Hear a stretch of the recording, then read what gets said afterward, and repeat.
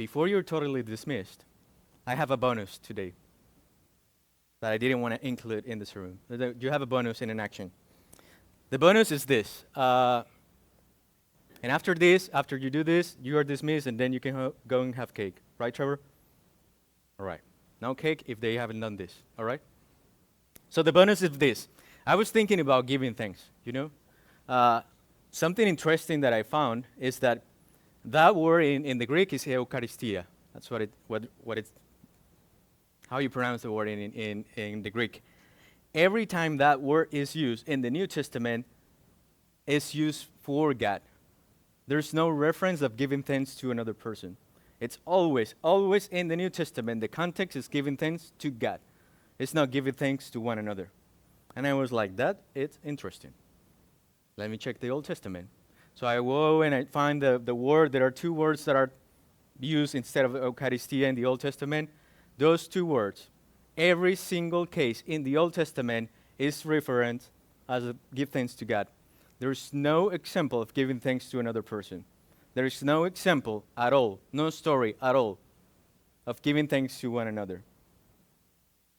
And I was like, that is interesting. And then I went in and looked at Jesus. Jesus never give thanks to people.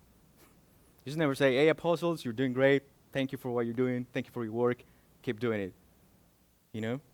And I found that interesting.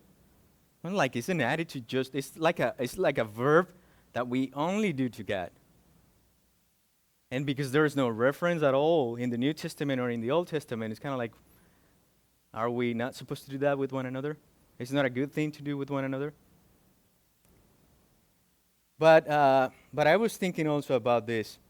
Where in the Bible it says that we need to go and feed God. And that's something good to do. Where in the Bible says that we need to go and give water to God. And that's something that He's going to be pleased by.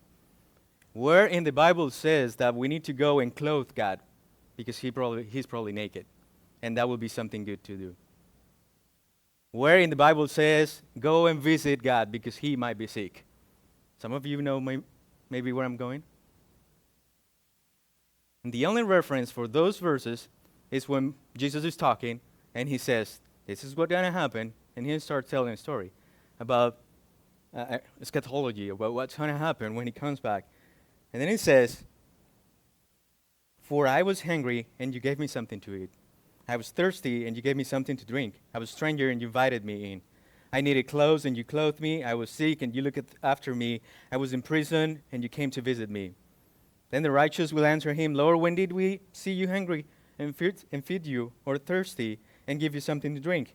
When did we see you stranger and invite you in, or needing clothes and clothe you? When did we see you sick or in prison to go and visit you? King will reply, truly I tell you, whatever you did for one of the least of these brothers and sisters of mine, you did for me. There's no reference of God being sick, and that would be something good to do. And I don't think when Jesus was saying this, He was saying, just do these 5 things. Nothing else. Just visit, just give water, just give food. It was like an idea of like, do these good things for the people, because when you're doing it to them, you're doing it to me. So I was thinking, what about giving thanks? There's no reference in the New Testament and in the Old Testament to give thanks to one another, to be thankful with one another for what another person has been doing in my life, for the community. But I think that when we thank one another for what we are doing, we are thanking Jesus. He can also say thank you, because when you fed this person and you give thanks to this person because of what that person was doing, you were giving thanks to me. When you were doing this to one another, when you were doing for the little ones, you were doing it to me. That's my bonus. Now the action is, I want you to stand up. I want you to go and find one person that you think that you're thankful for because of what the person has been doing, because of what the person have done for you, for the church, for whatever the community, in your life, for the life of other people. Go and find a person and give thanks to that person for what the person is doing. Now, if you don't find anything to give thanks to the person, maybe tell the person what you're thankful with God of. But it will be nice if you can thank the person for what the person has been doing. Now, you either are going to find a person or another person is going to find you, Once that happens, you're stuck with the other person, and that's it. So the person that says that to, so if you see that you want to go and give thanks to this person, that person is busy, go and find another person. And I want you guys to go to the nursery and give thanks to the people that are there. I want you guys to go to the kids' classroom and give thanks to Jorge, to Nayeli. I want to go there. I want you to go to the youth classroom, disrupt everything, it doesn't matter. And give thanks to them, like one-on-one. And be like, hey guys, I want to thank you. And like, no, one-on-one. I want to give thanks to you because of this. I want to give thanks to you because of what you have done for me, for this community, whatever. Because I think that when you're doing that to one another, you're doing it to Jesus.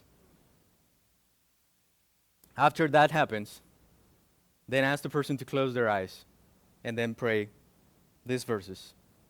And they are going to be on screen. May God himself, the God of peace, sanctify you through and through. When you're done with this, Trevor will give you a piece of cake.